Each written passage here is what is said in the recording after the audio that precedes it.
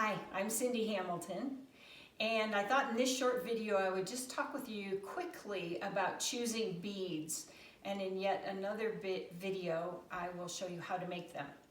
However, if you're in a hurry to get there, all you need to do is Google making Anglican prayer beads and you will find plenty of offerings.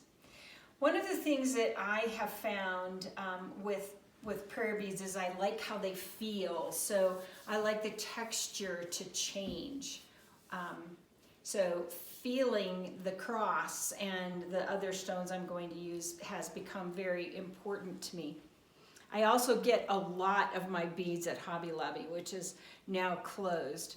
But my beads that I use for the invitatory and resurrection and cruciform, if I can, I like to be able to use stones.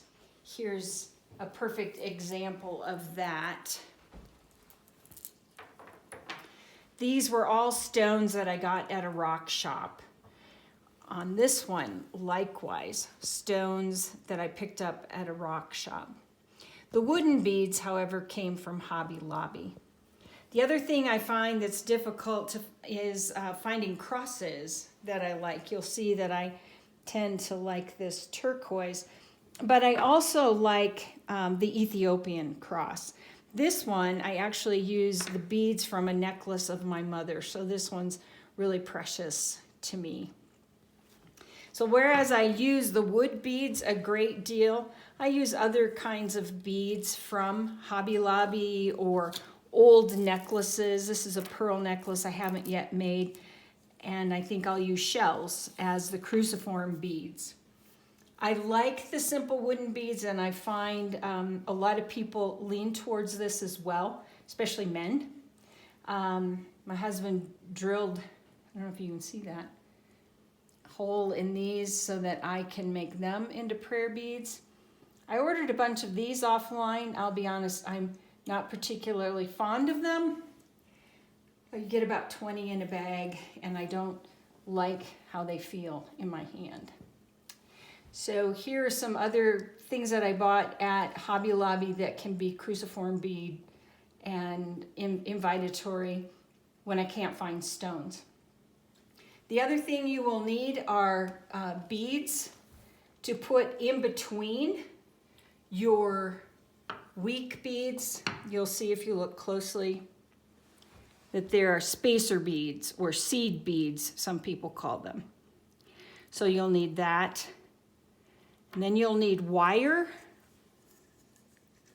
I like to have something that isn't any larger than this, 0.300 millimeter, because your wire actually goes in and out of these early beads 3 times by the time you're finished. That's not right. Yes, sometimes 3. And then crimp beads. And I like to use the 2 millimeter crimp bead. You'll need something that you can pinch the crimp bead with and a scissor.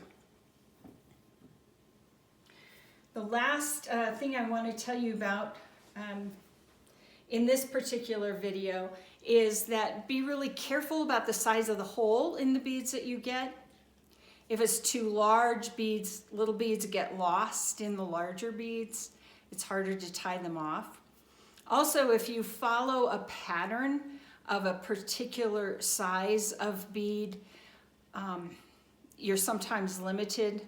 I prefer to work with whatever bead I like and then figure out the measurements. I'm Cindy Hamilton. I hope this blesses you. Peace of the Lord be with you.